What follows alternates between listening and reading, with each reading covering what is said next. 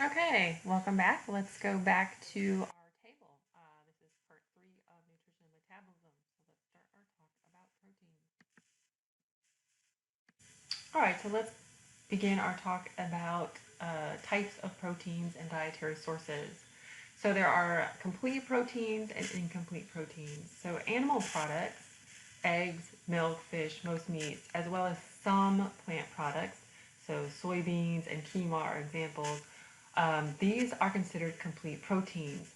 What that means by being a total protein is that it contains all the needed essential amino acids. Remember, these are the amino acids that the liver can't make, so they have to be ingested. Most plant proteins, like legumes, nuts, cereals, contain incomplete proteins, meaning they are lacking some of the essential amino acids.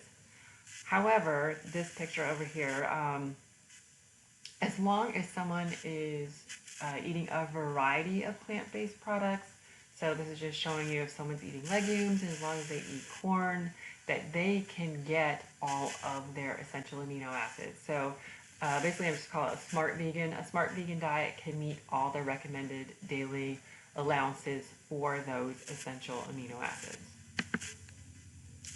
And like it's just all proteins are not equal, and it's just basically there's 12 non-essential amino acids. If not present in the diet, they can be made, and then there's 8 that are essential for adults and 10 that are essential for children. But what that means is they must be included in the diet. I don't know why I had 2 slides for that. Anyway, so what are the uses of proteins in the body? We are basically structurally meat. Okay, so proteins, like just amino acids, and then we can take those amino acids and build. So structural proteins, so keratin, collagen, elastin, all of our muscle proteins. Functional proteins would be enzymes, hormones, all those plasma proteins. That includes like complement or blood clotting proteins. So all of those things are considered functional molecules. So we are structurally made up of protein, and all those functional molecules in our body, the majority of them, they're going to be proteins. We can also take amino acids and they can be converted to glucose by gluconeogenesis, or we can take those amino acids and the fabulous builder of the liver can then store those as fat, and then when they're converted in these forms, then too, they can also be used later and then burned for energy. So 3 factors help to determine whether amino acids are going to be used to build more proteins or if they're going to be burned as fuel. And so there's something called the all or none rule, and that just means that if all amino acids are not present to build a particular protein, then the body is not going to build that protein. And so if something's missing, an amino acid missing, then those amino acids, since they are not stored, we do not store amino acids long term, then they're just going to be used for energy. Other things determine if we're going to build or to burn the energy in proteins is proteins are used for fuel if carbohydrates or fats are insufficient. So as when someone's on a high protein diet. So if they're needed for calories. Or 2, if protein is in excess, meaning that the liver is built up its amino acid pools, the rest of it is going to be used for energy to make ATP. There's also hormonal control. So anabolic hormones like growth hormones, sex hormones are going to accelerate protein synthesis and growth. Particularly, I'm talking about male sex hormones, so androgens. Those are anabolic hormones. So then those amino acids would be used for building. Also, we talked about cortisol, which we know is released during times of stress that actually promotes protein breakdown, and also that glucose sparing for the brain. So then the liver is going to go through gluconeogenesis, and so making of glucose from non-carbohydrate sources. So since amino acids are high in nitrogen, when we're talking about protein balance, it's called nitrogen balance. So nitrogen balance is a homeostatic state where rate of protein synthesis equals the rate of protein breakdown and loss. So a positive nitrogen balance would be when someone is building. So building is exceeding being broken down. So this is normal in children because children are growing, pregnant women because they're growing another person. If someone is bodybuilding and building more muscle, they might have a positive nitrogen balance. And then also too for tissue repair, so for healing. A negative nitrogen balance means that someone is wasting. So basically they're breaking down more proteins than they're building. So stress, through that cortisol. So burns, infection, injury, poor dietary proteins, and when someone's going through starvation, that's when the body's going to start breaking down proteins, and so there'll be a protein loss. Protein requirements. A lot of this is going to have to do with size. So age, size, metabolic rate, and then of course activity. So athletes require more protein. Pregnant women would require more protein. But a rule of thumb is just daily intake of 0.8 grams per kilogram of body weight. So roughly about 12 to 20%, less than 20 of the diet. And like I said, it's pretty variable how much protein someone needs. So you can actually calculate, you can go to this website and calculate the amount of protein you need. And so they're going to ask you those things. How old are you? What's your gender? What is your size? And then two, how active you are. So it's going to look at all those things. In a nutshell, most studies do all agree that higher longevity is correlated with maintaining a healthy body weight and consuming plant-based proteins as opposed to animal-based proteins. So excesses, just like every other macronutrient, would be obesity. Two, depending upon the type of protein that's being consumed, it may cause your liver to make more cholesterol, so high cholesterol levels. Deficiencies, extreme weight loss, tissue wasting. Two, children really need, they really need protein for growing. It's going to retard their growth in children. Meat is a great source of iron, so you can also have anemia. Two, if someone does not have enough amino acids, then their body will not make those plasma proteins. And so that's where you get that. I think we talked about this in class, but kwashiorkor is that protein starvation in children. And so mottled skin, patchy hair, and that swollen abdomen is that lack of albumin. And then two, of course, lack of protein can cause problems in pregnancy because those children, pregnant women, they need that positive nitrogen balance. So more nitrogen going in than they're losing. All right, so that sums up our table of macronutrients. So hopefully everything is there, and I think, yep, I said everything. So that is what I would like you to study. All right, so let's talk about micronutrients. So remember, micronutrients, these are going to be our minerals and our vitamins. I guess I did that backwards, but that's okay. So vitamins, most of them are going to function as coenzymes. These are organic compounds. They're crucial in helping body use nutrients. So they actually, we do not break them down to get energy from them. Most of them must be ingested, except the body can make vitamin D. They just need exposure to ultraviolet light. So it's the skin that kicks that off, and then the liver and the kidneys are all going to play a part. Some B and K vitamins are synthesized by our intestinal microflora in the colon, so we can get some, but we still need to ingest some. And then beta carotene from carrots or other orange yellow vegetables can be converted to vitamin A by the body. No one food group contains all the vitamins necessary, so you do need to eat an assortment of foods to get them all. Oh, just two falsities. The more vitamins, the better. My dad was a man of excess and loved to take handfuls of vitamins. Too much of water-soluble vitamins results in excretion of the vitamins in the urine. So basically like an hour later, it's going to be in the toilet. So it's some really expensive urine there. Too much of fat-soluble vitamins can actually be harmful to your health because we tend to store those. And so they can build up to toxic levels. Vitamins provide energy. No, they do not directly provide energy. Especially the B vitamins, they aid in the release of energy from food, so from fuels. And so once again, yep, high energy. Look, no caffeine, but B vitamins. Yeah, just kind of reminding you. I kind of said that already. All right, so there's two types. There's water-soluble and lipid-soluble. So the water-soluble vitamins are the B vitamins and vitamin C. So that means they're going to be absorbed with water in the gastrointestinal tract. An exception was that vitamin B12, which required intrinsic factor made by those parietal cells in those gastric pits. So it was required for absorption. When we cook our food, since we lose steam, so water from our food, we can also lose some of those vitamins. These are vitamins that are typically not stored in the body, and like I said, excess will be excreted in the urine. B vitamins, the reason why they call them B complex, several compounds known, they're typically found in the same foods, and they're typically involved in those energy gaining reactions or So that means the oxidation of metabolites or in different forms of nutrient processing. So they just kind of say, oh, high in B complex vitamins, because they're usually in the same foods. So fat-soluble vitamins, all dogs eat kittens, ADEK. So bile salts promote fat-soluble vitamin absorption in the small intestines. They're going to be stored in moderate amounts in tissues. So excesses of those vitamins can actually be toxic. So overdose. They're fairly heat resistant. They're not as easily burned off, or they're not going to leave our foods. So they're not destroyed by cooking and our food processing.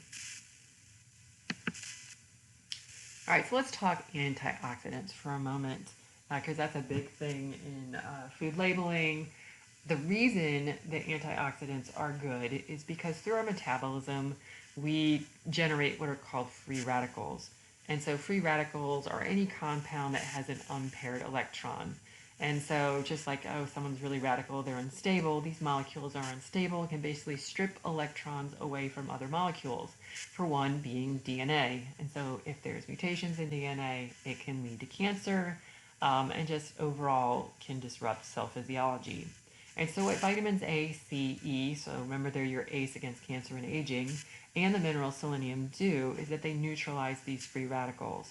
And so that's when you see foods, they're high in antioxidants, and that is why you'd want to consume them. So broccoli, cauliflower, Brussels sprouts, they're all good sources of vitamin A and C. And so if you ever see them billed as high antioxidants. And that's just for you. No, I do not expect you to memorize all that, so just to the extent of what's in your notes. But this does show what happens in if there's a deficiency or there is an excess. So let's talk minerals. So minerals are the other micronutrient.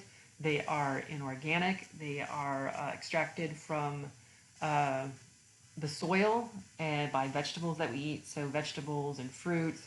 And then too, also there's minerals in meat, but really the fruits and vegetables are a better source for those minerals, mostly. Homeostatic mechanisms regulate the concentration of minerals based on body needs. Mineral toxicity, that is a thing, so too much of any mineral is not a good thing, so watch out for the supplements. Iron toxicity in children is the most common poisoning. They have stopped putting iron in children's chewables because this was really common when I was a kid. And like I said, I'm the last of 6 kids and I'm the youngest, so my mom would give me all those Flintstone chewables to distribute to all my siblings. And I ate all of them because they were like candy. And I got really, really sick. I did not end up needing my stomach pumped or anything, but yeah, I'm one of those kids because, oh, they tasted so good. All right, so major minerals. So here, we've talked about these: sodium, potassium, chloride, calcium, phosphorus, magnesium, and sulfur. We talked about some of these and how important they are in neuromuscular functioning and their control, so I'm not going to do that again. We'll point out that calcium and phosphorus by weight, 70%, that is you, and that's going to be in bone. I know I'm asking you that question, but you're not here. It's really not as much fun without you. And we talk about trace elements. This means that they are going to make up less than 0.005% of body weight, and so just really low amounts, even though how important they are. So iron is in the center of hemoglobin, so we do need that. We do lose some, particularly women lose more than men just due to menses, but the rest of them, they're just trace elements. All right, so examples of uses. These are the ones we've talked about, so I think this is fair game for you on a test. So calcium, phosphorus, magnesium salts, they are hardened bone. Iron is essential for oxygen binding to hemoglobin. Iodine we talked about in manufacturing of thyroid hormone. We talked about goiters. Sodium and chloride are major electrolytes in the blood. Calcium, potassium imbalances cause neuromuscular dysfunctioning. And so we did talk about that. So mineral-rich foods. Just this nice picture. Doesn't that look tasty? So vegetables, legumes, milks, and some meats are going to be high in minerals. And that is there for you. So our next topic is energy balance. And once again, balance just means amount in equals amount out. So caloric intake equals calorie burn leads to a constant weight. If there is a positive energy balance, that means more calories are being eaten than are being burned. And so that's going to lead to weight gain. If there's a negative energy balance, that means more calories are being burned than being consumed. And so you're going to end up with weight loss. And so it's 3,500 calories equals 1 pound of fat. And just kind of showing you that fat is going to consume more space than a pound of muscle. That's why they get muscle weighs more than fat. Alright, so the most common nutritional disorders involve caloric imbalances in appetite, your restraint or self-control, and food availability.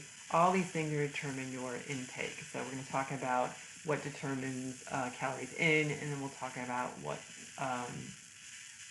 determines how many calories you burn. All right, so appetite control. So there are two antagonistic hormones, so ghrelin and leptin. We'll talk about ghrelin first. And I've given you this little picture like, grrr, what do you think ghrelin does? Ghrelin makes you feel hungry. So it's secreted by the stomach, and so its role is to increase appetite. And so I'll show you a graph in a minute, but when you are fasting, you are actually going to get a surge of ghrelin before meals. And so it's going to be released by actually that fundic region, so those enteroendocrine cells in that fundic region of the stomach. It can go in the bloodstream, and its target is going to be the brain, because your hunger center is in the hypothalamus. And so there's going to be a release of neuropeptide Y from the hypothalamus, and that is going to cause you to seek food. So that is going to stir up your appetite. So that's the drive that compels you to seek food. So some things they know about ghrelin is, like I said, that levels go up before mealtime. They're low in between meals. And so, it's not random that we eat breakfast, lunch, and dinner. And this is because our ghrelin levels go up. This is a gastric bypass, and they know that when people have a gastric bypass, that their ghrelin levels go down. So this is showing you how low they will be. Also, as you can see, the stomach has been reduced. So there's going to be stomach filling, so that stomach stretch is going to occur. So that signal that someone's eaten is going to go back to the brain. So it's going to be bypassing a lot of the stomach, so that's where that name comes from, gastric bypass. And then so it's bypassing the stomach and then also the duodenum. So someone really has to watch their diet after a gastric bypass.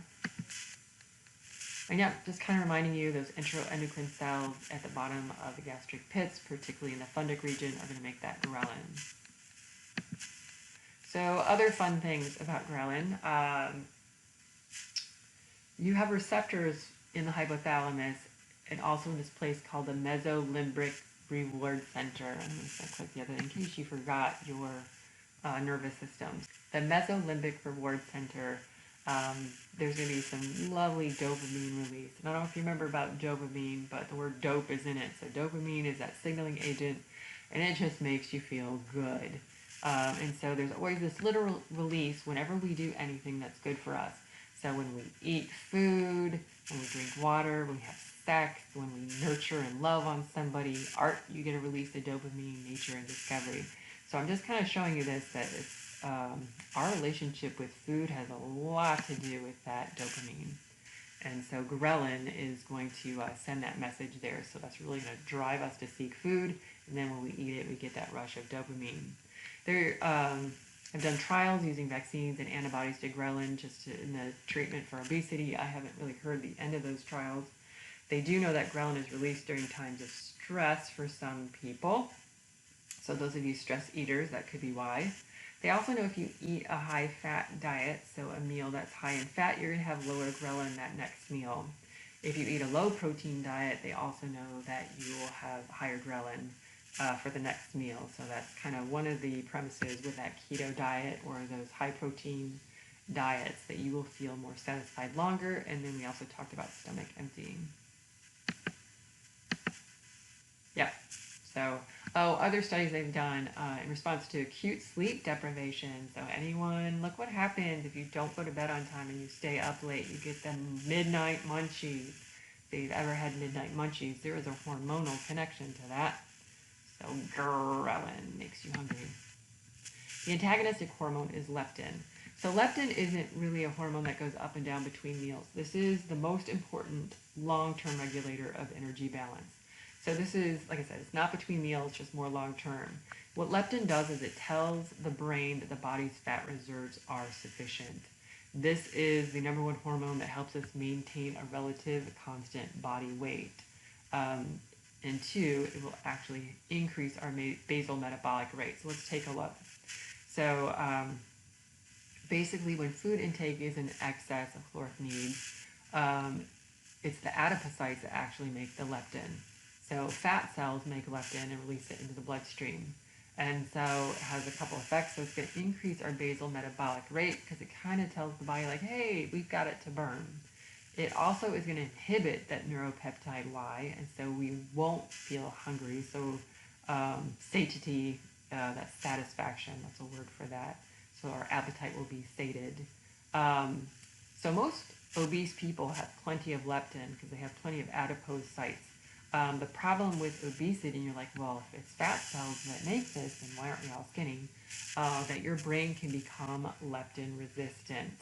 Leptin-2 also modifies fat cell sensitivity to insulin, and so you get an inhibition.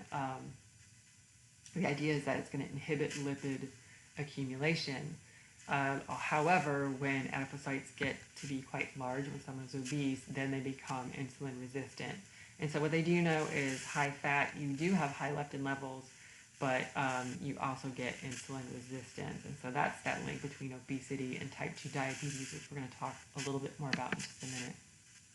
Oh, this was just fun because you guys are students and going into healthcare. They did this study in 2007. It's all female students of normal weight in a nurse practitioner's program, which is a 12-week semester. And so what they found out was that 56% of the people gained weight, 28% of the people lost weight, and only 17% maintained a stable weight in those 12 weeks. And so the whole time they were doing this, they were monitoring what they were eating, and they were also daily monitoring their cortisol levels with a saliva test. And so what they realized is cortisol wasn't exactly making people fat because some people had high cortisol and they didn't gain weight. But in most of the participants, it actually just meant that you would have less restraint. So when you're stressed out, you just don't have that energy to make good food choices. And I kind of agree with that one. They do know that cortisol does promote abdominal fat deposition. And this is going to be that visceral fat, so those peritoneal folds. That's part of that metabolic syndrome that is not healthy. So we talk about that apple shape. A lot of that fat is going to be visceral fat, not subcutaneous fat. Also, though, high cortisol will drive you to consume, I love this word, hyperpalatable foods. Hyperpalatable means stuff that tastes good. So high energy foods like fat and sugar. Think about it evolutionarily. If you could get a fatty meal, you should take it because fat has twice as much energy per pound. And so back in the day, we used to have to go out and hunt and kill our food and drag it home, or at least forage for it for sure. And so there's just that little extra brain reward when we eat something high in fat. But stress does drive you. That's why I love ice cream, personally, which has both of those, fat and sugar. All right, so energy balance, caloric intake. So calorie burn, so that's what determines your intake. So now we're talking about outflow, so calories burned. So overall caloric requirements take into account your basal metabolic rate, which we'll talk about, your energy cost of physical activity, so how much you move. And then we did already mention that diet-induced thermogenesis, the heat creation due to diet, and that's about 10%. And that was on that TED Talk. Sequence as far as high to low, so protein, carbohydrates, and then fat.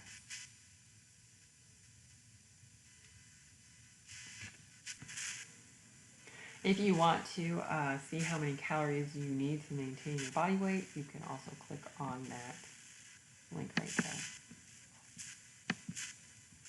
All right, so your basal metabolic rate. So this is just the minimal amount of energy you need to basically support the activities of your organs, so nothing else. And so they take these measurements first thing in the morning, after sleeping and fasting, in a nice, comfortable environment. And so that's where the majority of your energy outflow is going to go, just basically to run your body. What's going to determine your basal metabolic rate, the number one indicator of your basal metabolic rate is thyroid hormone. And we talked about this when we did endocrine. Thyroid hormone increases oxygen consumption, also causes you to produce more heat. And so high thyroid hormone, higher basal metabolic rate, low thyroid hormone, low basal metabolic rate. And when we looked at imbalances, we kind of saw that when we talked about Graves' disease and we talked about lymphedema. If you are younger, you have a higher basal metabolic rate than someone who's older. Males have a higher basal metabolic rate compared to women. Higher lean body mass. So the leaner you are, meaning more muscle as opposed to fat, the higher basal metabolic rate you will have. And so this is why all diets can say, boost your basal metabolic rate. There are no foods that can boost your basal metabolic rate. I'm so sorry to burst your bubble. And you can swear by whatever diet or nutritional supplement you are consuming right now, but that is why they can make that claim, because if you lose weight, then you will have a higher muscle to adipose, and you will have a leaner body mass, and you will have a higher basal metabolic rate. So sorry if I just made you mad and burst your bubble. So lower lean body mass, you're going to have a lower basal metabolic rate. If you are taller, you will have a higher basal metabolic rate than someone who is shorter.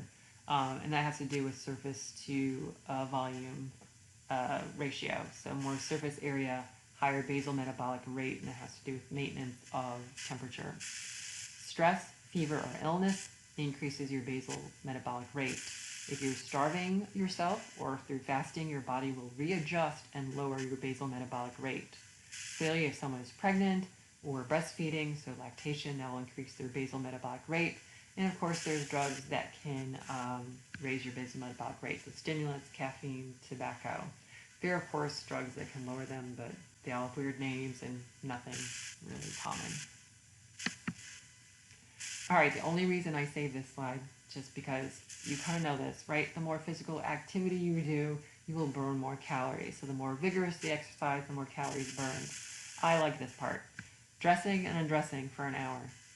Never done it, but that marathon shot, maybe I should try it. It's 118 calories per hour. Not so sure that's true. All right. I think this is a good place for us to stop topically. So enjoy the rest of your day and come back for part 4.